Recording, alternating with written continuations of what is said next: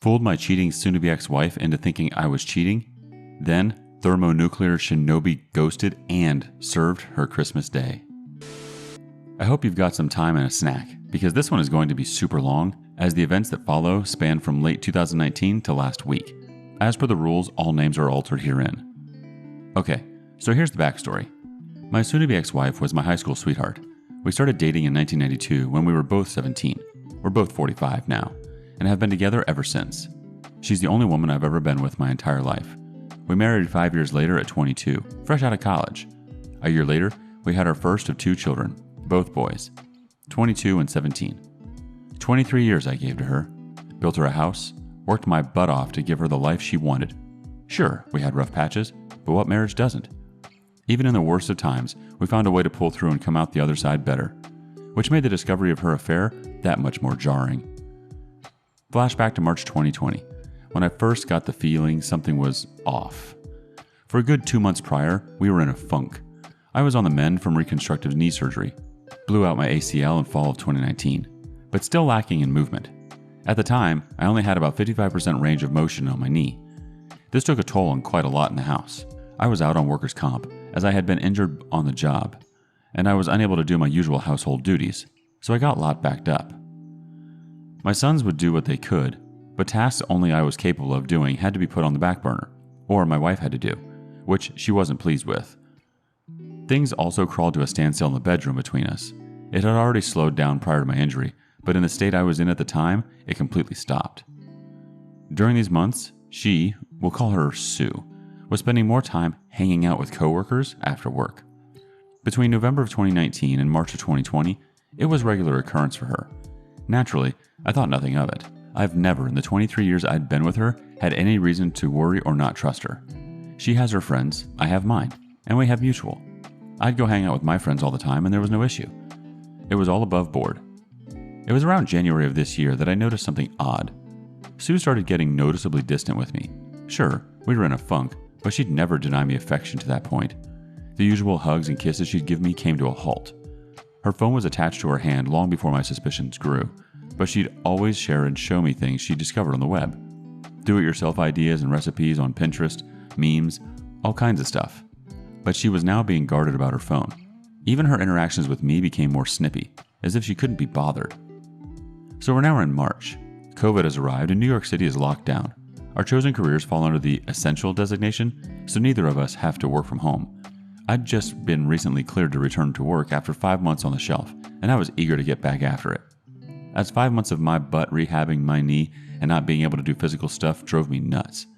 For context, I enjoy physical activities. I'm an avid martial artist, and I'm typically in the gym 4 days a week, on top of all the home projects I did. Within a week or 2 of the lockdown, my soon-to-be ex-wife alerts me that she's going to have to start putting in extra hours. Again, I think nothing of this because of her field. Of course, I was under the assumption it'd be every other day, but no, it was every day. And not just an hour or 2. She'd come home 3 or more hours later and go straight to the shower, spend a little time with me, a little time with our 17-year-old, 22-year-old lives with a girlfriend across town, and then go to bed. As I'm able to support myself on my knee better, we started getting intimate again. But as you'd probably guess, she wasn't mentally or emotionally present for it, which I noticed quickly. So by April, the pictures started getting clearer to me. All of the signs were pointing to the idea that she was having an affair. That's when I decided I needed to find answers.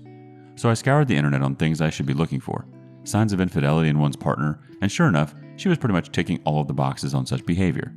So then my search inquiry advanced to how I find proof. I started with her social media. Looking at her Facebook entries from months prior, it's pretty much the usual. Pics of us and our sons, pics with her and her friends, and more than a few pics of her nights out with coworkers. In these pics, it's a mixed bag of her closest friends from work, and a couple folk I've never met from her work. But I see one recurring thing in a number of these pics. One guy. In every picture he's in. He's rather uncomfortably close to her. His arm is around her shoulder, or his hand on her lower back. Way too close for a guy I've never personally met. Needless to say, that put a sour taste in my mouth. But that wasn't the worst of it. No. The worst was the fact that apparently this dude is a friend of hers on Facebook and follows her on Instagram. So I go to look up his Facebook account, and wouldn't you know it, I'm blocked. Why the hell am I blocked from seeing this guy's Facebook account, but he's friends with her on Facebook? Yep, now I'm in Batman detective mode. At that point, I wasn't even trying to deny it. I knew she was cheating on me with this guy. My mission was to find out for how long, and over the course of April and May, that's what I did. You know, I never had any clue the depth of info you could secure from the phone, text, and email records up until then. We have a family plan cell phone package, and I was able to pull up quite a bit of data. My soon-to-be ex-wife's data history was telling. The two most frequent numbers she had interacted with from October of 2019 to April 2020 was my own, and a number I'd never seen before. Take a wild guess whose number it was. A quick check on Google and I confirmed it was the dude from the photos who blocked me on Facebook. We'll call him POS, because that's what he is. Again, the picture becomes even more clearer at this point, but a lot of their messages and texts were disjointed, which meant she was deleting a lot of them. I knew she was cheating on me with this guy, but nothing in the data could serve as a smoking gun. I needed more evidence. It's at this point that I tell my best friend Oz what I had found. He asked me did I confront her with what I had, and I said no because I feel like it wasn't enough. That's when he told me about an app that I could download and apparently spy on her communications in real time. I won't say the name as I don't know the rules on that here. I got it installed, synced up my data plan, and waited. Within days of doing so, I finally saw it. A text string between the two of them talking about how much fun they'd had the previous night and making plans to do it again that weekend. Boom. Gut punch. To say I was completely devastated was an understatement. I guess that moment counts as my D-Day. And for the next 2 days after, I was just broken. I actively distanced myself from her those 2 days immediately after D-Day, which she was noticeably shaking by. She tried to console me and ask me what was wrong, but I'd brush it off and leave her presence. I couldn't even look at her. This woman, who I gave 23 years of my life to, who I have given everything I could and more to as a husband, and she stepped outside of our marriage for a guy just 5 years older than our eldest son. By the third day, I wasn't even sad anymore. I was pissed. I contacted Oz to let him know my suspicion was confirmed, and he asked me had I confronted her yet. My answer was no, and I told him I wanted payback. I didn't just want to divorce her, I wanted to destroy her. I wanted to leave her life in shambles and freaking ruin her. It was going to take time to do so, and I devised a plan.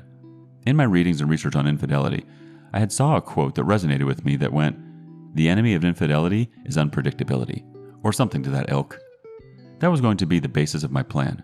I was going to make her life hell on wheels while also secretly planning my exit strategy. So we're now in early June, and I've still got the app installed. Pretty much every night, I'm gathering as much data as I can, seeing their back and forth messages. They're talking like it's a full-blown relationship they're in. Sexting, lovey-dovey romantic stuff, nudes, the whole freaking bag. At that point, I had stopped looking at any of it. I was just collecting info and cataloging on my private FPS server. Meanwhile, I started doing things out of the ordinary. I start going out at odd times. I start coming home even later than she does. In her presence, I'm on my phone a lot more than usual, and when she asks, "What are you up to?" I just simply say, "Just stuff," and put my phone away. I'd also changed my login info on everything, so she couldn't access any of my stuff. Mind you, for our entire marriage, we've never hid anything from each other. But right around, I'm assuming, the start of her affair, she'd changed her password on Facebook, as well as on her phone, stating, "She had to because of the security breaches in recent months." Yeah, really nice cover for hiding your affair from your husband. Anyway, I'd clued Oz in on my plan, as well as telling my older, and only, sister, and 2 more of my closest friends what was going on. These are people I trust with my life. I swore them to secrecy. For context, Oz and I have been friends since we were kids. The other of our friends, Joey and Nina, we've known since high school. Make note of Nina. She comes into play down the road. July comes, and my soon-to-be ex-wife is in full paranoia mode. She's texting and calling a lot more frequently now, asking me if I'm going to be home when she gets home, when am I coming home while she is and I'm not, asking me what I'm up to, the works. I can see the seed planted in her head the month prior is starting to sprout, especially in her communication with POS. She's confiding in him her doubt and confusion, telling him that I'm getting cold and distant. The freaking nerve of this woman. In the interim of these interactions with POS, she suggests that maybe they should stop meeting up at our house because she has no idea if I'd just show up, confirming that yes, she's had this jerk in my home. Thanks, Sue.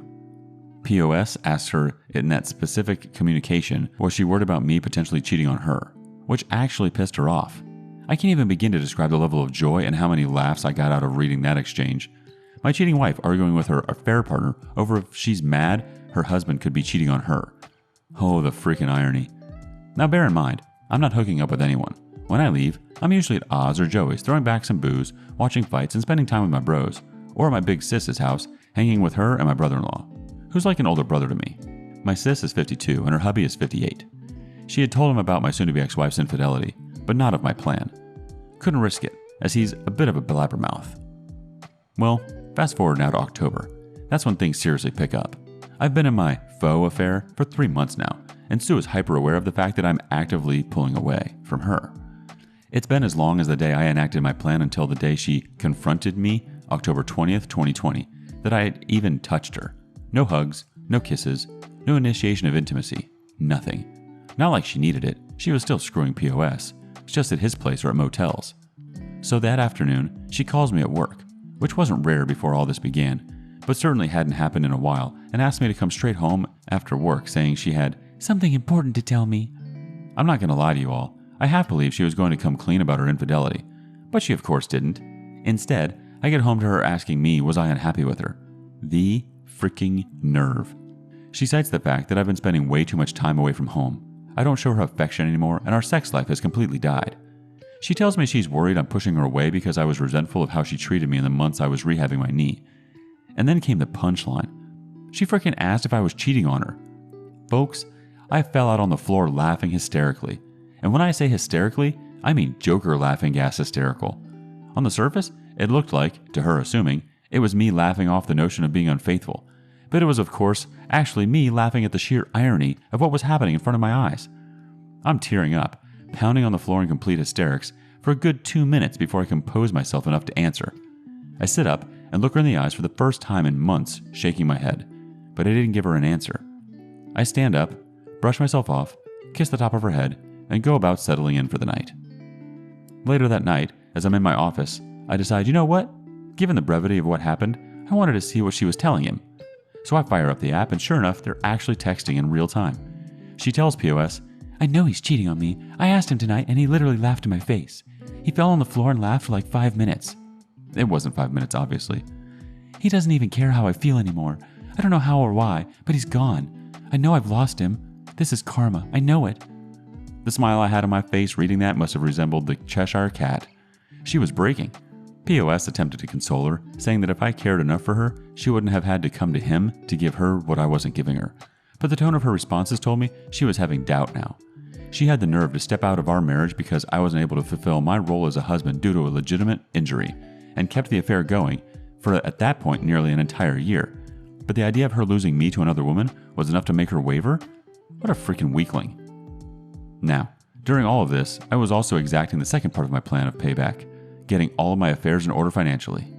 In September, I had met with a family attorney to get the ball rolling on divorce papers, with the mountain of evidence I had piled up to that point. New York is an at-fault state as far as divorce, and the overwhelming amount of proof I'd gathered displaying Sue's infidelity pretty much solidified I could nail her to the freaking wall in a divorce case. My lawyer instructed me to get all of my financials in order in preparation for whatever division of assets might come as a result. I went one better than that, secretly pulling all of my money out of our joint account and putting it in my personal account. I also started shopping around for an apartment as part of Phase 2. We're now in November, and I've not changed my behavior. In fact, I've ramped it up. This is where my friend Nina comes into play. For context, Nina and Sue have never been what you call close. I met Nina freshman year of high school 2 years before I met Sue. Even way back then, Sue has seen Nina as a threat, as she's my closest female friend. There's always been an applied, I don't trust her, from Sue regarding Nina. She's never addressed it directly, but it's obvious to anyone who pays attention. Conversely, Nina's never been a big fan of Sue. Early in me and Sue's relationship, Nina called to attention to me how Sue was pretty much imposing herself in our little square of friends, whereas I didn't do the same with Sue's set of friends. That irked Nina because she knew why Sue was doing it. Her. Among Sue's circle even now, there are no male friends, aside from POS, whereas Nina is the only girl in my square. Nina had been stuck overseas due to the virus and finally returned to New York City November 3rd. Oz, Joey, and I decided we were going to celebrate her return with a night at Joey's house for dinner and drinks. There was only 5 of us: Oz, Joey, Joey's wife, who is also Nina's sister, Nina, and myself. Sticking to CDC guidelines, we take the Rona very seriously. Nina, being the evil mastermind she is, comes up with an evil idea to trigger Sue. She suggested we take some photos in the same vein of the photos I discovered of Sue and POS months prior and post them to my Facebook. And that's what we did. It wasn't until the 5th that Sue got wind of it, as I'm guessing a few friends noticed my updates and saw how uncomfortably close I was with Nina. This really effed her mind up, because she still believed I was cheating, and I can almost guarantee she wanted to accuse Nina, but she knew that Nina had been stuck in Europe for the majority of the year. Still didn't stop her from attempting to dress me down that night for being so, as she said, handsy in the pics. I saw this as a golden opportunity to deliver the lead jab for my knockout blow. I say, "So what about the pics with you and POS from last year? He was pretty handsy in them, but did you see me get bent out of shape over it?" Deer in headlights. It was the first time I even mentioned the dude's name throughout all of this. The hamster wheel in her head started reeling in real time as she tried to explain away those pics. To that point, she hadn't even known I saw them. That's how little I use Facebook. When I actually do post something, it's like an event to people, which is why the pics with Nina specifically got so much traction among our circles. And explain away she did. "He's that way with everyone. He's just a really friendly guy. I can see how it looks, but there's nothing there. I'm sorry if those pics hurt you. I'll delete them." No. The pics aren't what hurt me. The year you've been screwing the dude whilst lying to me that you're working extra hours and hanging with friends is what hurt me. But vengeance, as Lieutenant Commander Worf from Star Trek The Next Generation so famously said, is a dish best served cold. For that night, Sue was being extremely clingy and attentive to me, like annoyingly so. She's trying to initiate affection and intimacy with me, and I'd stonewall her at every chance. All the while, I'm still archiving everything she's saying to POS. Mind you, by this point, I'd long since gone numb. Any desire I might have had to save my marriage was dead. I'd checked out the day I enacted the first phase of my plan. So confiding in him that I've gotten worse, that she doesn't know what to do, and she feels like I absolutely hate her. I do. Then comes the bombshell. She says she can't see him anymore. The guilt is too much for her, and she feels like karma is suffocating her. She can't risk losing me. She says that she loves POS deeply, but she is still in love with me, and she has to save her marriage before she loses me. No, my dear, you're about 8 months too late for that. POS loses his crap, saying such lovely things as, "He doesn't love you the way I love you," and "You're making a mistake. You can't just throw me away like this." That text chain would be the last they'd have until about 3 weeks ago. Throughout the remainder of November and December, she is stuck in limbo. She's trying to gauge where my headspace is and is still unable to tell if I'm actually being unfaithful. Meanwhile, POS is steadily blowing her phone up daily. She's not responding to him. I'd see her check her phone often, then quickly put it away. Meanwhile, phase 2 of the plan was now officially complete. The divorce papers were done. I'd found me a studio apartment in Co-op City. New Yorkers will know the area. And signed a 2-year lease on it. All of my money was in my personal account. I was ready to throw my haymaker. So we're now at Thanksgiving. My oldest and his girlfriend were hosting a small gathering of our immediate families. So them, oldest and his girlfriend, oldest girlfriend's parents, she's an only child, myself, Sue, and our youngest. We have a great night. My oldest girlfriend is studying to be a chef, and she did all the cooking herself. The girl can freaking cook, let me tell y'all. As I had to keep up appearances of nothing being wrong between Sue and I initiated affection with her several times that evening. Kisses on the cheek, cute little hugs, wrapping my arms around her shoulders from behind. The gestures didn't go unnoticed by her, as she reveled in it. Bear in mind, this was the first time I touched this woman since I kissed the top of her head the night she confronted me in October, so just about 2 months. Not gonna lie, I felt repulsed doing it, but I had to. I couldn't risk the plan, and me being distant to her in the face of my boys, my oldest girlfriend, and her parents would set off alarms. So my youngest decides he wants to stay over with his big bro for the night, so Sue and I head home. On the drive home, she thanks me for being so good to her and says, "I don't know what you're going through, baby, but I'm here for you." I had to hold off busting out the maniacal laughter again and responding saying, "I know, I just need time." So for the first time realistically since springtime, we had sex that night.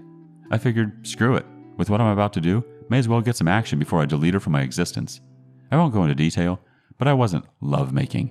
When I was finished, she was a lump of flesh laying there trying to figure out the direction of the truck that ran her over. No cuddling or anything after. I just got up, showered, and went to go to sleep in my office. To her confusion though, I used a condom. First time 2 dang decades I did. She was definitely perplexed by it, but she didn't ask questions. Sure as hell wasn't going raw on her knowing that she's been doing so with POS for months at that point. I wake up the next day and check my handy dandy spy app, and for the first time in weeks, she responded to POS. Dude went full novella. He professed his love for her, said she was wasting her time trying to rekindle a flame in me that died, that she'd been in a prison with me for 23 years and deserved to experience the love and affection of a man who would cherish her. Mind you, this dude is 27 freaking years old, 5 years older than our oldest son, and he's that sprung on a 45-year-old married mother of 2? What a grade A high-quality simp. She chose to blow up our marriage and destroy the home we'd built for this dude? Pretty boy with a soft side? Ha! She responded saying pretty much the same thing she said when they last talked, that she loves him and enjoyed their time together, but she can't lose me. I'm still the love of her life, but she'll always have a place for him in her heart. That they can still be friends if he chooses, but the physical relationship between them is over. He begged her to see him one last time that week, and yep, you guessed it, she said yes. One more for the road, right? Who am I to say anything? That's what I did to her the previous night. Of course, I added all that to the archive I'd compiled. December 4th is when Phase 3, the final phase of Operation Shinobi Ghost, started. The divorce papers were in hand. My new place of residence was set up. Now I had to slowly start moving my stuff out of the house. But first, I had to break the news to my boys. I called my oldest to the house that Friday night, had them join me in my office, and laid everything out on the table. Not the specifics, but that their mother had been cheating on me for over a year, and I was going to be filing for divorce soon. My 17-year-old was especially shaken up by this, because he himself had recently experienced his first take of infidelity. Yep, his first girlfriend had cheated on him just 4 months prior. Seeing his heart broken a second time at the idea that his own mother was capable of doing this hit him hard. My oldest took it a lot better, and suggested taking his brother in to live with him until this blows over, to which I agreed. We packed up some of his stuff, and he asked me, was I going to be okay? I told him, yes, son, I'm going to be alright, and so are you. We're going to be alright, I promise. And then they were off. The hardest part was now over, and it was now time to arm the nukes. Over the next few weeks, day by day, Oz would help me get a little of my most sensitive stuff out of the house. Gave him a list of all the definite stuff to grab while Sue and I were at work, and left him the spare key. This was all the stuff Sue wouldn't notice was missing unless you told her it was gone. I'd also gotten a new phone and phone number, and told everyone who needed to know. Oz, Joey, Nina, my boys, Big Sis, and my mother. My new contact info.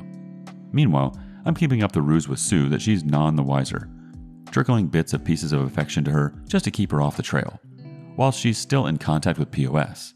Not to the extent that they'd been prior, but there's still an emotional thing happening. The fog is faint, but it's still there.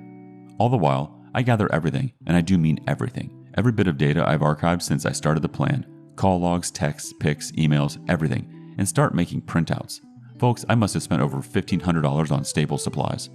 Printer ink, paper, binders, the works, and I cataloged everything in order, from the beginning of the affair until the last bit 2 weeks ago, December 16th, in the binders.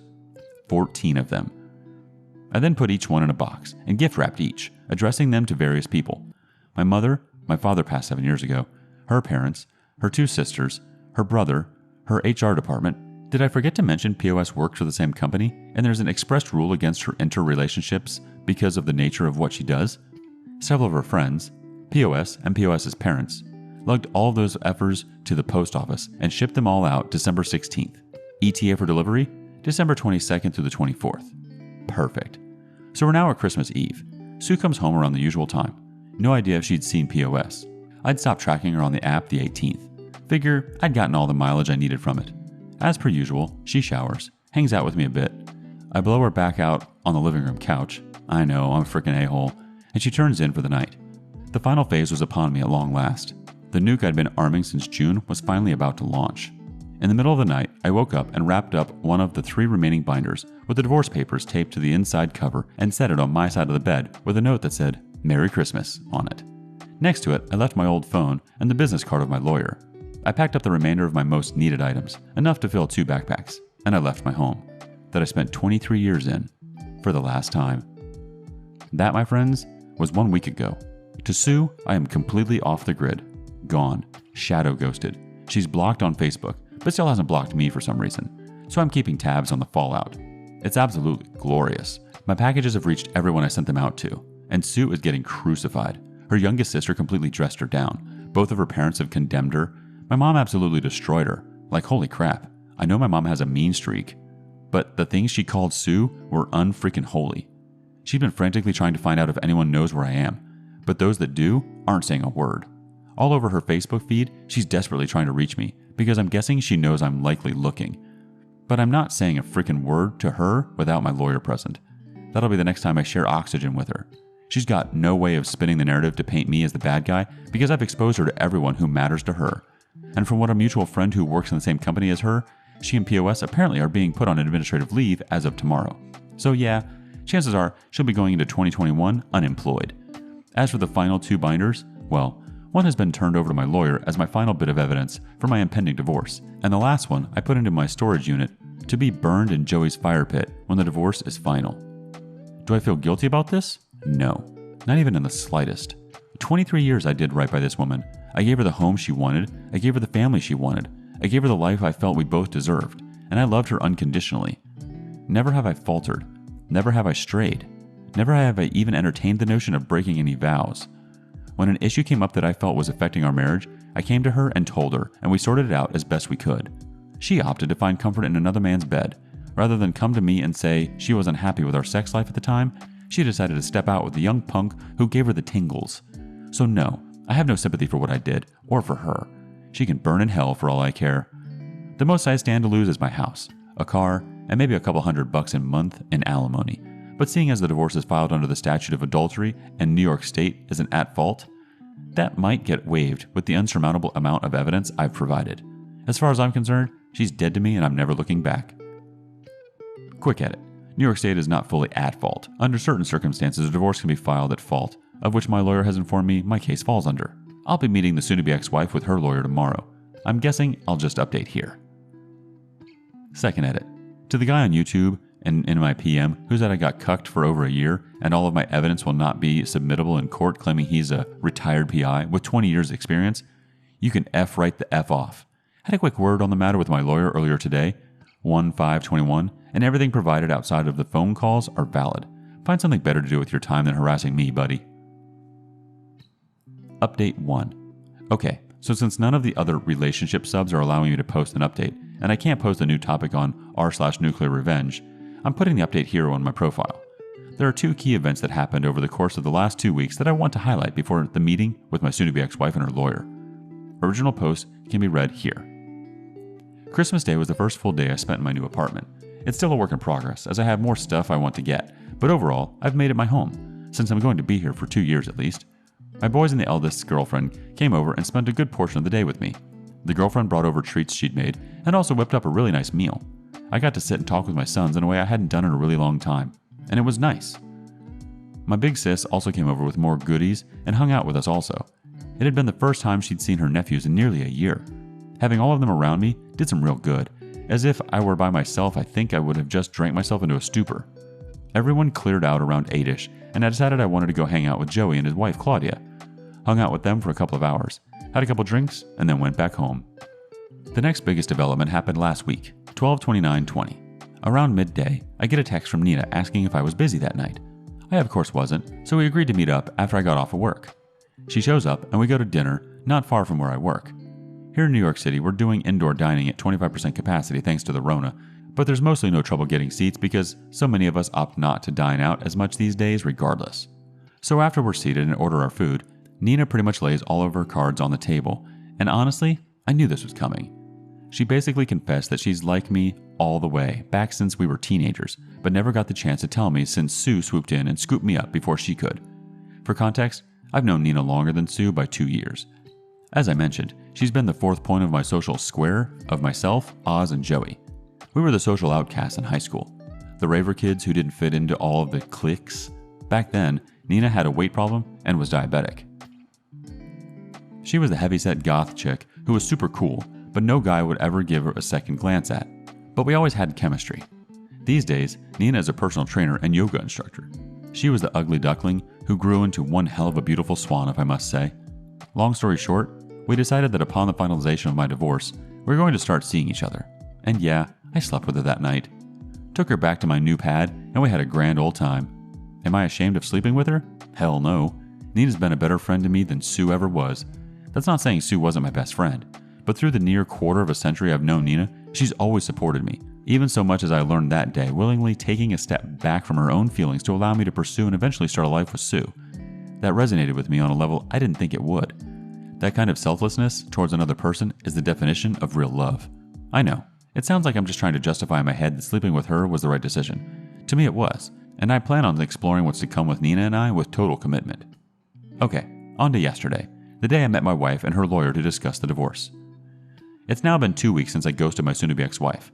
This past Monday, I got a phone call from my lawyer that Sue's attorney has scheduled a meeting for us to discuss the terms of divorce on 1/6/21, which was yesterday.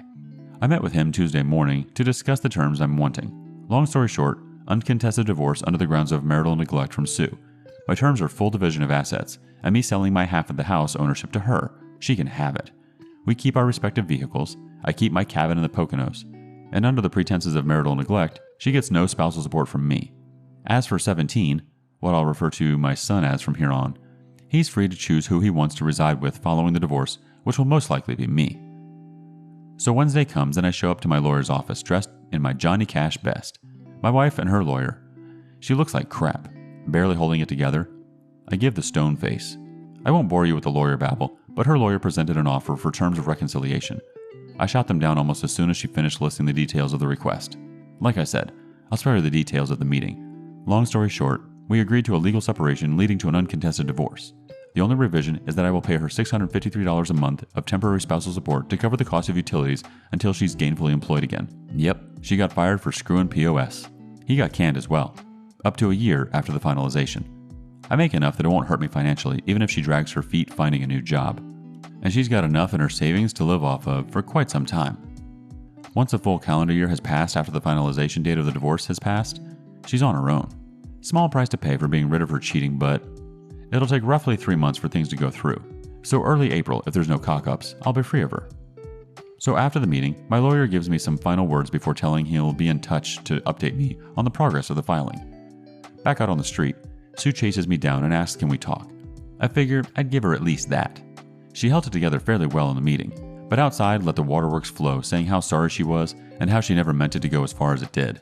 She says she never expected to fall in love with POS, but knew when she thought I was cheating how wrong it was to betray her own husband in such a way. She asked could I ever find it in my heart to forgive me, and that maybe in a few years could we try to start over. That she can't imagine what her life is going to be without me.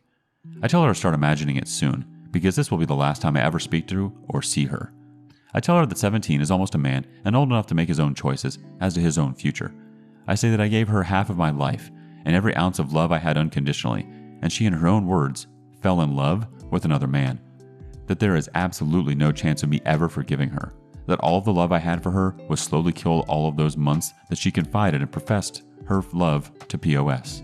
Rather than coming to me and telling me she had any form of issue with how things were going with us.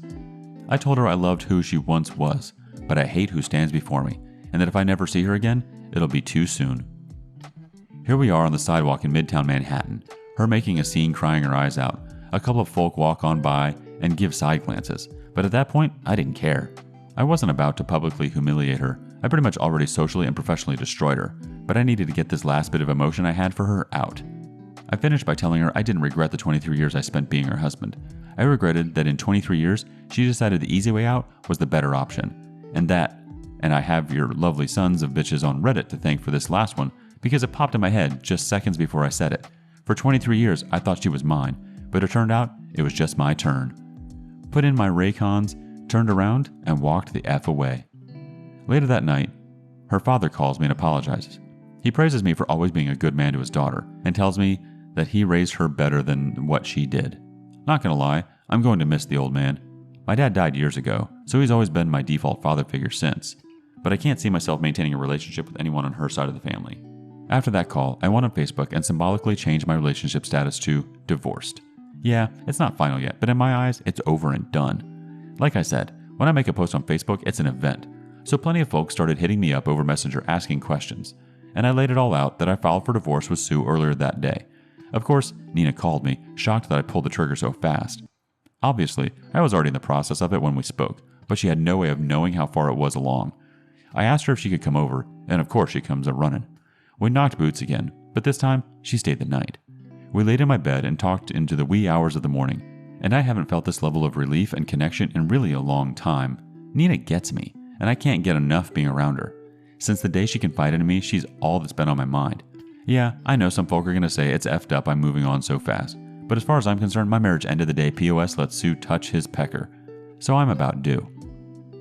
So yeah, that's it. That's the end. My divorce is in the works, and I'm moving on to start a relationship with Nina.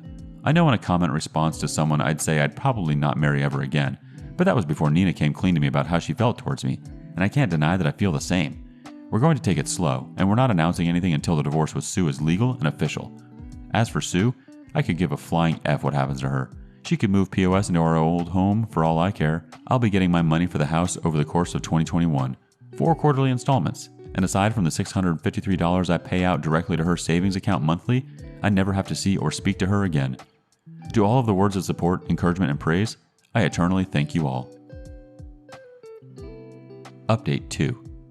Soon-to-be ex-wife of 23 years just tried to take the easy way out last night. The hits just keep on coming. I've been sitting on this for hours now. Didn't know where to post this, so this sub seemed appropriate. So, if you want a bit of backstory, check my post history for the details. I'm not keen on how linking to other subs here works, but my previous 2 entries were viewable in my profile. The quick version is this. I discovered my wife of 23 years, 45 female, was having an affair with a 27-year-old coworker. We have 2 sons, 22 and 17. I concocted a plan to completely upend her life, centered around fooling her into thinking I was having an affair myself. I kept the ruse going for over 4.5 months while compiling evidence of her infidelity, as well as securing divorce papers and planning my exit strategy. Slowly moving my personal belongings from our home to a new apartment, getting a new phone and number, separating my half of our shared income to our joint account, etc. On December 16, 2020, I gathered every bit of proof of her affair I'd compiled, printed it all out from start to that week, filed it all into 14 binders, packed 11 into gift wrap boxes, and mailed them all out to the most important people in her life, as well as her HR department, with an ETA between 12/22 and 12/24. On Christmas Eve, while she slept, I took one of the remaining 3 binders and did the same, only this one I taped the divorce notice to the inside of the cover and left it on my side of the bed, which mind you she'd had her lover in a number of times, along with my old phone and my lawyer's business card, and shadow ghosted her. Over the next 4 days, her life completely imploded. Her family pretty much excommunicated her. Her friends, the ones who didn't know of the affair, ostracized, and my own mother took her to task, calling her the most scathing and vile things you could possibly think of. Her and her lover were also placed on administrative leave and eventually fired. Last week, we had our divorce hearing and settled on a legal separation into uncontested divorce, with a few provisions in place for transitional income since she's now unemployed. I'm to pay out the price for the utilities, $653 a month, until either she finds gainful employment or upwards to 1 year after the date of the divorce's finalization, which is expected to be 3 months from now. She keeps the house, her car, and her half of the shared assets. I keep my half of the assets, my vehicles, car and motorcycle and boat, and my vacation property, cabin in the Poconos. After the hearing, we had one final exchange where she tried to explain away her infidelity and begged me to give her a second chance after the divorce is finalized.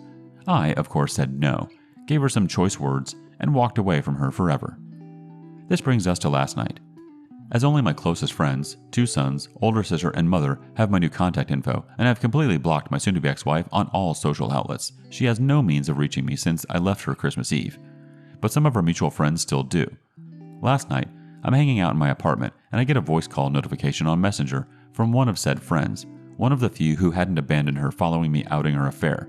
She didn't waste any time when I answered, and said she had went to check on Sue, the soon-to-be ex-wife, and found her passed out in the bedroom, foaming out of the mouth with 2 bottles of empty pills next to her. She's in the ICU in critical but stable condition. The doctor said that she will likely pull through. She's clearly not going to be well after. She begged and pleaded for me to come.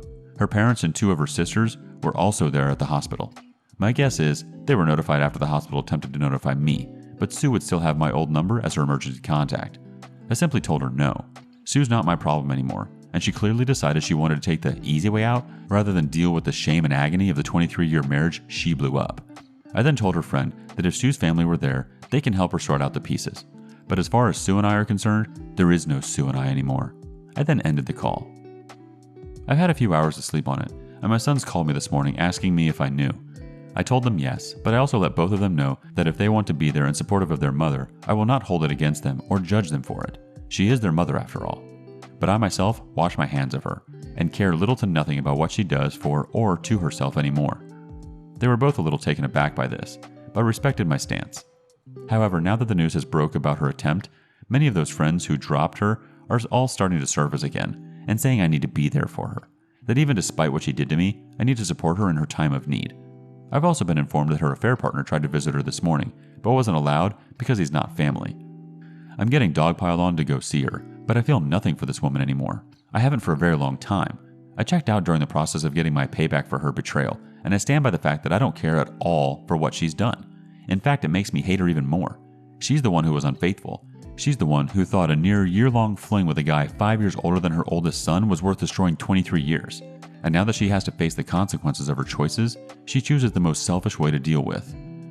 Even now, seeing as she's in all likelihood going to survive, She's cultivated immediate sympathy from everyone who took her to task, and I'm being made out to look like the jaded ex-husband unwilling to sympathize for her by most of her family. Not her dad. He's reached out to me over the last few hours and said he respects my decision to stay away.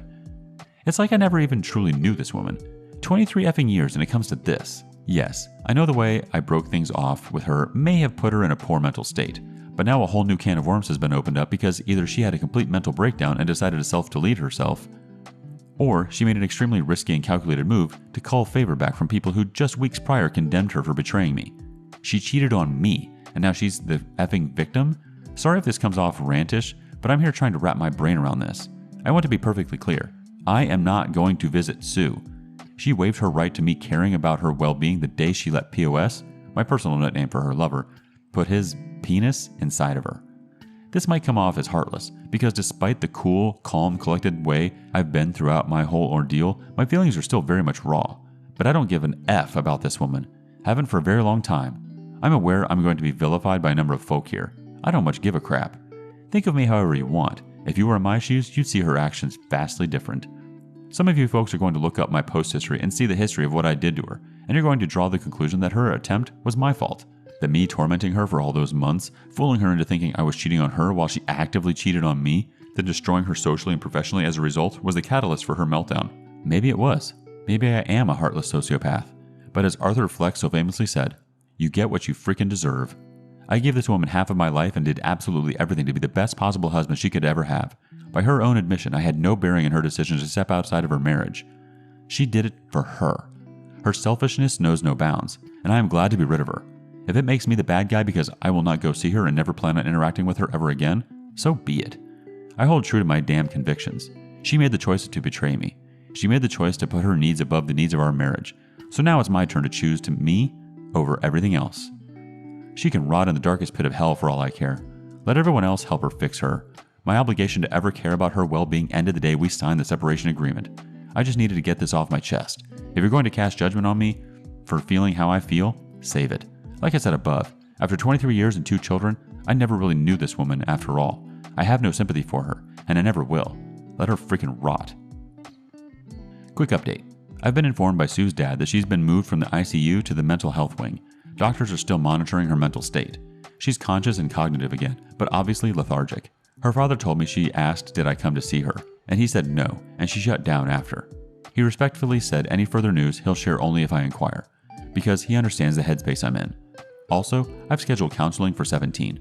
The first consultation is this coming Monday. Final update. 1 year after the bombs dropped. If you're not familiar with my tale, just give my profile a look. It's pretty much categorized as the hellscape my life turned into from the summer of 2019 into the early months of 2021. The short version is this. In 2019, I found out my wife of 22 years was having an emotional affair and physical affair with a young man 5 years older than our oldest son. We have 2 sons, 23 and 18 years of age. Upon D-Day, I set in motion a plan over the next several months that resulted in the professional and character destruction of my ex-wife. In hindsight, I'm not proud of what I did, but I did it nonetheless, and if given the chance to redo it, I would. It's all in my post history. December 24th was the 2-year anniversary of the night I served my ex and left her for good. A lot has happened since that day, and as I look back at where my life was then compared to where I am now, it amazes me that I'm still standing. A lesser man would have broken going through all I did, but several things pushed me to keep going. The first thing was my youngest son. I needed to be the example to him on how you stick up for yourself and not allow your partner to walk all over you or control the narrative. At the time of D-Day, he himself was cheated on by his first girlfriend, so the notion of his own mother doing the same to me as his ex-girlfriend did to him really did a number on him. The second thing was my now girlfriend, Nina. I've known her for 25 years. She's been in my life years before my ex Sue was. Over the course of all of this, I'd come to find out that Nina had been into me since day one, when we were teens, but never had the heart to confess. When Sue came into the picture, Nina fell back and let me go, but she's always loved me in the shadows ever since. Seeing me going through what I was going through, I guess she felt it was time to let the cat out of the bag. We've been with each other ever since. So what's happened since the last time I posted on Reddit some 9 months ago? Nothing. Life has gone on. Nina and I are now living together, and in a civil union. All of the perks of marriage, but none of the headaches. If it ever comes to the point where we decide to part ways, we walk away with everything we brought to the union. No lawyers, no messy paperwork, we simply break the contract and go our separate ways. I highly doubt that day will come. Nina was also married years ago, and with a now 6, going on 7 soon, daughter from it. We both agreed at the start we'd never do marriage again, which prompted us to look into the civil union route. My sons and her daughter are inseparable when they're together. My boys revealed to me they'd always wanted a little sister, and she's pretty much filling the role. Her and 18's relationship has blossomed into the classic big bro little sis dynamic, which I couldn't be more happy for.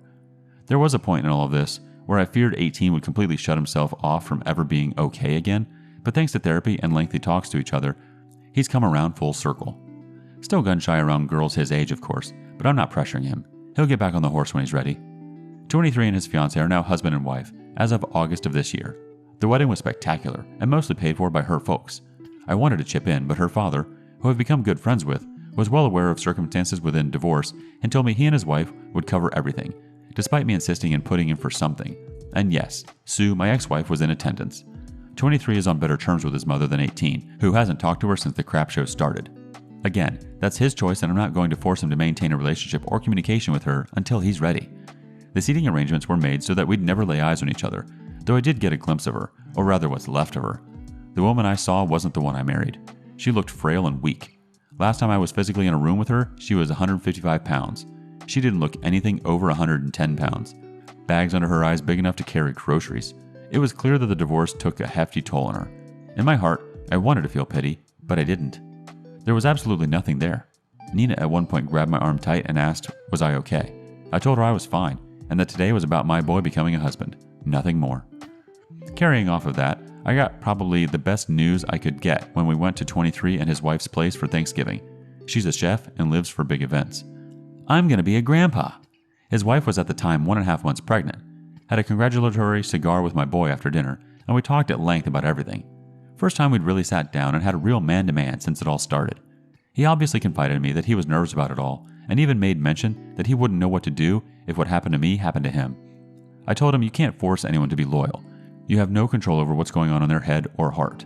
You can only control yourself and how you handle it. It's how you handle it that defines you. Soft times make you happy. Hard times make you aware. I don't think he's got anything to worry about. His wife worships the ground he walks on and has been in the trenches with him through all of this. I cherish that girl for keeping my son focused on task, like a good woman is supposed to do for their man. Gender reveal is next month, and I kind of hope it's a girl myself. On the home front, Nina and I are in the early process of discussing the possibility of me adopting her little girl and her taking my name. She has her father's last name, but he's been out of the picture since she was 1 and has made 0 attempts to make contact with anyone. Hell, we don't even know if the dude is still alive. He's definitely not in the US anymore. Nina was born here, but is of Albanian descent. Her ex was born in Albania and has dual citizenship. She thinks he's most likely back in Albania and will never see the dude ever again. Nothing is definite, but Nina has made it clear she doesn't want her daughter carrying the dude's name. And that's it. I've been living my life one day at a time, working my tail off and spending time with the love of my life and her darling daughter. Life goes on. So to all of you who read this, who are in the darkness, questioning does it ever end and will you ever heal from the betrayal? The answer is yes. But you have to commit yourself to not letting the darkness pull you in. It's easy to just accept your fate and let it consume you. You mean way more to way too many people to let that happen. The same way a cheater not only ruins their own life, but the lives of those around them, allowing yourself to be beaten does the same. Reach out to people who love and care for you. Damn the feeling ashamed about it. Walking the path of recovering from infidelity alone is a fool's errand. No good comes of it. Put your faith in those who you know will bolster you. And regarding your cheating-ass partner, maybe not go to the lengths I did, but expose the truth once you have it. Find proof, protect your heart and your assets, plan your exit strategy, and expose your partner for all to see. Never let them control the narrative. Never accept the gaslighting. Never give in to the blame shifting. If your gut is telling you something is wrong, follow that instinct and find out the truth. Never ignore the red flags. When you're wearing rose-colored glasses, they're impossible to see. And with that, I'm officially retiring this account. There's nothing more for me to say here. To the literal thousands of people who have imparted words of encouragement, praise, and insight to me over the last 2 years, I am forever indebted to you. To the hundreds of people who insist still that my entire ordeal is a made-up book of fiction, if only it were. The internet is a pessimistic place. Believe whatever you want, but if you're investing that much energy into how much something isn't real, maybe you need to get off the internet for a few months. Spend some constructive time in reality and deal with whatever it is in your lives that make you so jaded. Thank you all. Thanks for reading. Kermit the Frog, signing off.